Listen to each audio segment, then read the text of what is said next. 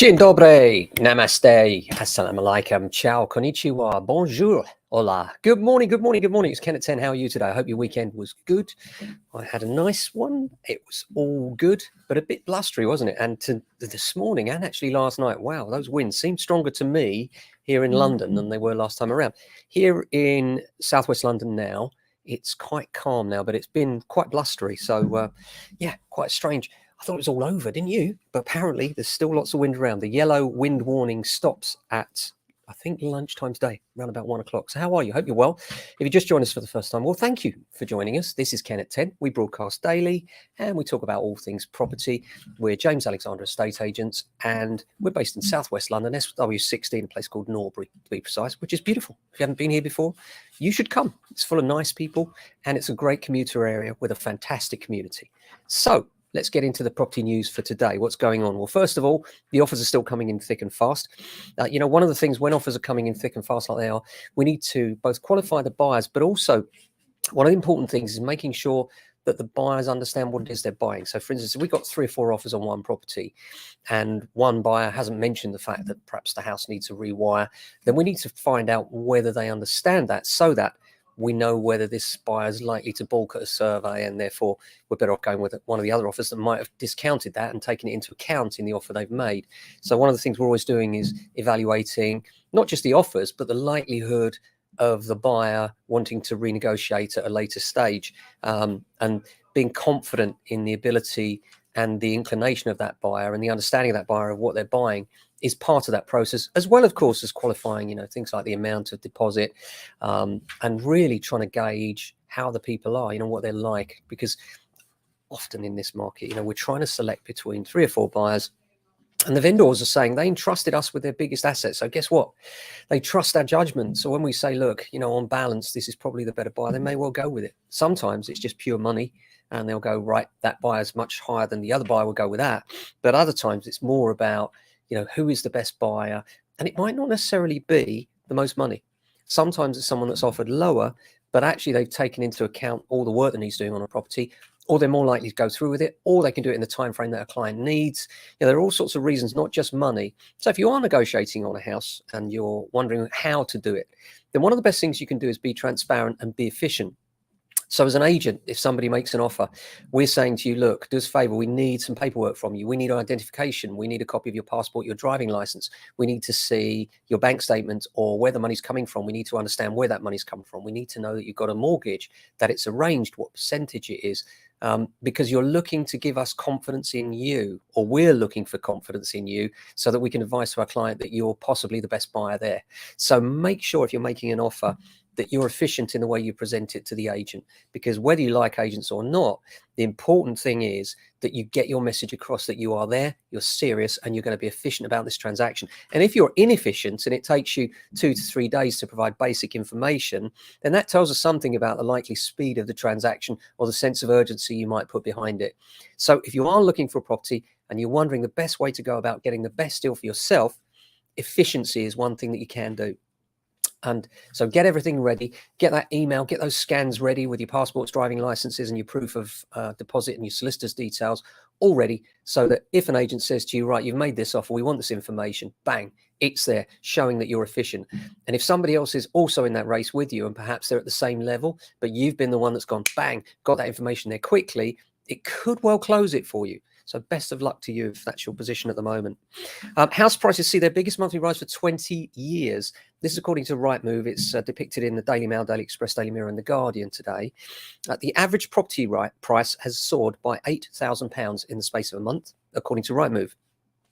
The £7,785 jump this February is the biggest month-on-month increase in cash terms recorded by Rightmove, of course, in more than 20 years of its reporting. It means the average asking price across Britain now stands at £348,804. That's extraordinary, isn't it?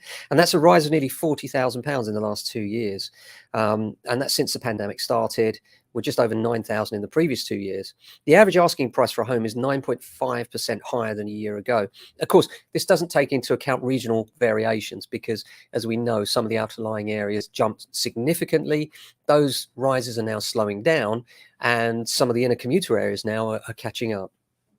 Rightmove said February's price growth is being driven by the second stepper sector, a category of buyers who might find themselves in need of more space and are now ready to move on from their first homes. As some workers are being encouraged to return to the office, London has seen a particular big jump in the number of inquiries, Rightmove said. Buyer demand is generally 16% higher than at this time in 2021. And Scotland saw the biggest increase in February, with a rise of 7.5%. Now, they're talking about banning red diesel as well. It's an interesting one, and what effect that might have on house prices. You think, well, what does diesel have to do with house prices? But actually, red diesel is used for cranes and tractors when they're doing the building of new houses. So if you ban red diesel isn't taxed. So therefore, that's why they use it. You can't use it on the streets. That's why it's red, so that the police can detect it if it's in your tank. But it accounts for around 15% of all diesel consumed in the UK, and the government says it's responsible for 14 million tonnes of carbon dioxide. It hopes the change in rules will encourage people to use clean alternatives or just use less fuel. It's a difficult thing to do. And when they're trying to encourage building at the same time, this is a tricky one, and it could be very interesting to see how that develops. It will end up, this is the problem, is it'll probably end up with higher house prices. They're going to have to pull these costs from somewhere. And if there's one area that always seems to push house prices hard, it's the big companies, the big corporates, the builders. Higher rates will cut home ownership inequality. According to Capital Economics chairman Roger Bootle, it's become a wealth-creating machine, and he suggests higher interest rates are the only way of cutting home ownership inequality.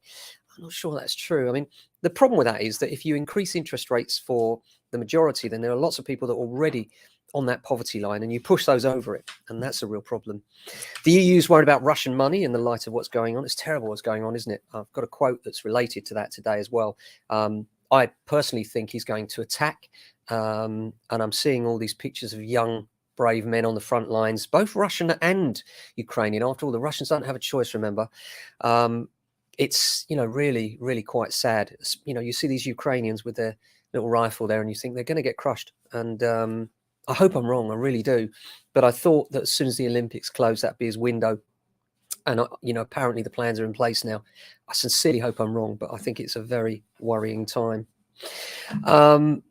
Now, a young student nicknamed the Marcus Rashford of Terrible Flats has been exposing councils. This is an interesting one. 23-year-old student dubbed the Marcus Rashford of Terrible Flats after becoming a Twitter sensation for shaming councils over scandalous social housing. It's ironic, isn't it, that these councils, they, come down like a ton of bricks on a landlord because there's a little bit of damp in the corner, and themselves, they can't maintain their own housing. Kwajo Twenaboa posts videos and pictures of children's bedrooms that are swarming with cockroaches, front doors that are swollen that barely open, leaks so bad it's raining inside, mold so prolific there are colonies of mushrooms, etc., etc. I would say I have a better understanding of what's happening in these homes than anyone sitting in the government at the moment, said Mr. Twenaboa. His account, Twitter that is, has 25,000 followers, and in one video he got 1 million views in 24 hours. Amazing, isn't it, how we kind of somehow revel in the misfortune of others, but 'twas ever thus, I think. Now, quote of the week. One of the things that I thought this week was it had to be to do with the war. And I do think that, this is a very relevant one. Very sad. George McGovern was the guy that came out with this one. Said he's fed up with old men dreaming up wars for young men to die in. And I would echo that. And I am very, very worried for people in that situation. As far as today's concerned, we are extremely busy. We've got the Monday morning meeting as always, lots of offers to wrestle with, really busy on lettings. We've been letting properties hand over fist in the last week as well. So generally the market very busy. Of course, lots of fences down. That's to be expected, isn't it? And lots of work to get on with in the meeting in terms of how we can best serve our customers. That's it for today. Hope you've enjoyed the show. Do tune in tomorrow. Remember, we're live every single day at 10 o'clock, just giving you the latest headlines from across the UK in terms of the property market, picking out the most important ones or the biggest ones and trying to give a little bit of a slant on it. Don't forget, pick us up on the podcast as well. Go to jamesalexander.com and there you'll find our podcast at the top and many additions there. And we try and record a weekly podcast, but sometimes a bit tricky. It was last week, but hoping to do another one for you this week. There's a big back catalogue. If you haven't had a look, have a look. There's a great one with David Vincent, all about energy saving from the cheapest of tips through to the most sophisticated. Very interesting, that one, I thought.